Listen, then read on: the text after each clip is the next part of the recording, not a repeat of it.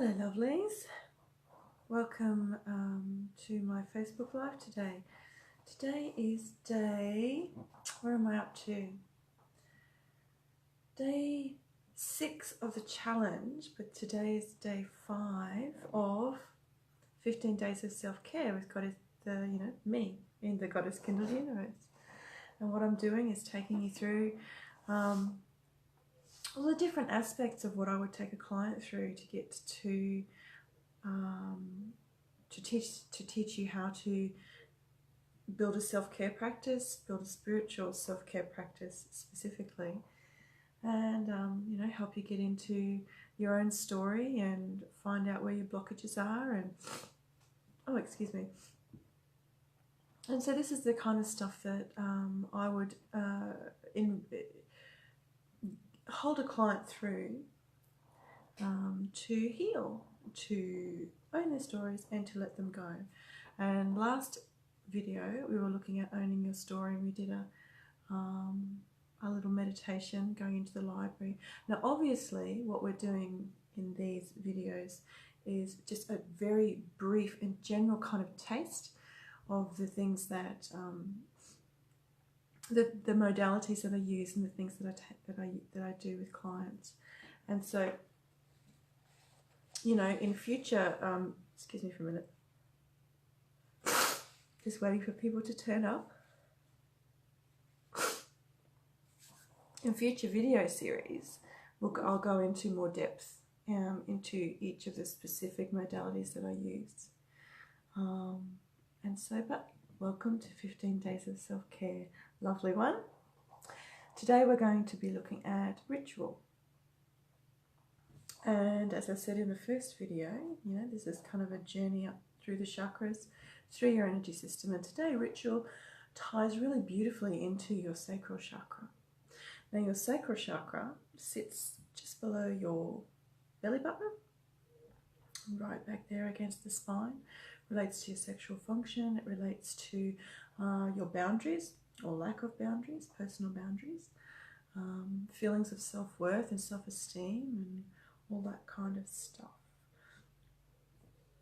And so the reason that I see my practice of ritual here is because it ties in really beautifully again with boundaries, because I think that your ritual practice is a way for you to set boundaries and make your own rules about your magic. And the reason that I find boundaries and rituals so powerful is because it is your intention that sets them in place, and they provide such amazing freedom once you have set them in place. People don't generally equate a boundary to a sense of freedom, but I so do. Because once you have a boundary in place, you are free to just roam anywhere you like inside that boundary, just to go nuts, go wild, knowing that you know where the edges are. You don't have to think about it constantly and wonder, have I gone too far? And then the beautiful thing about a boundary, I've said before, is that a boundary is flexible. And as you develop and grow, so does a healthy boundary develop and grow right along with you. And at each stage then you can go into those rituals, those intentions, and decide if they're still valid for where you are. And that's all part of your growth, and that is all part of your ritual practice. And so today I'm just kind of giving you an introduction to how I work with ritual. Hi Laura, hi sweetheart, thanks for showing up. Mwah. We're just talking about rituals today, and I wonder if you have any practices in your life that you consider to be ritualistic. For me, ritual doesn't involve, fancy robes or, 5 different colored candles, any kind of layout and me in the middle. for me, ritual is part of my everyday, and it's the way that I do things with a specific intention. So a really simple ritual might be what I was talking about yesterday when I was playing with my tarot cards.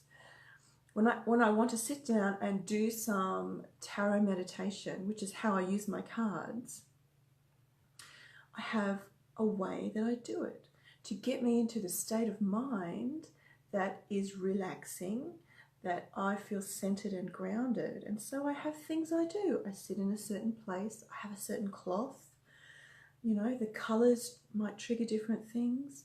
I light some incense, so I've got that smell, that sensory kind of thing going on. I light a candle, which is a really easy way to get into that meditative space in your mind, you know, with a flame. And then I kind of sink into the meditation with the cards. And so that's just a really simple sort of example of a ritual. Another ritual I have is when I'm going to write. I'm an author. And so when I'm going to write, I have certain kind of music that I put on the stereo, which at the moment happens to be psychedelic trance, sort of electronic dance music. It's amazing. It sort of pulls me in and keeps me going, you know. And so I have music, I have a space that I sit, and it just helps me to know that that's what I'm going to do. And often that's all a ritual is. A way you walk, a place you sit, familiar things around you. The most important thing about a ritual is the intention you have going into a certain set of activities.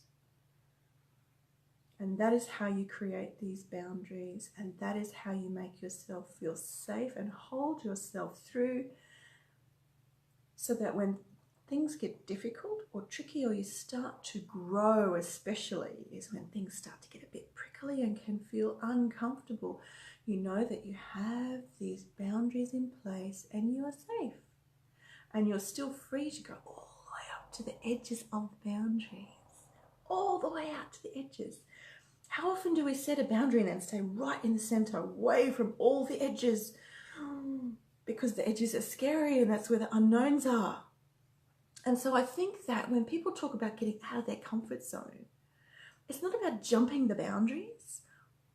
It's about having healthy boundaries in place and going all the way out to the edges and staying comfortable in your comfort zone, but just exploring all the edges. Knowing that when it's time, you can grow that boundary or set an entirely new one. And so you're still in your beautiful, safe space, and you take that with you wherever you go. And so that's just a little introduction about how I use ritual, how I teach people to use ritual. And so tomorrow we'll do a practice around ritual.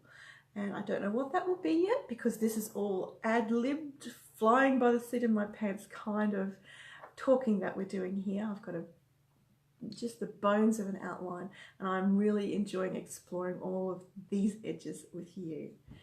And so I will see you tomorrow when we'll do some ritual practice. Oh, well, I hope you come back, Laura. I hope this is a good time for you to show up. And so have a think about how ritual fits into your life. Maybe come back in here and comment a bit later. If you're watching the replay, #replay, tell me about how you use ritual in your life, or just what you think about it, or if you ever have considered that some of the things in your life are rituals. I look forward to hearing from you, and I'll see you tomorrow, my darlings. Okay, bye.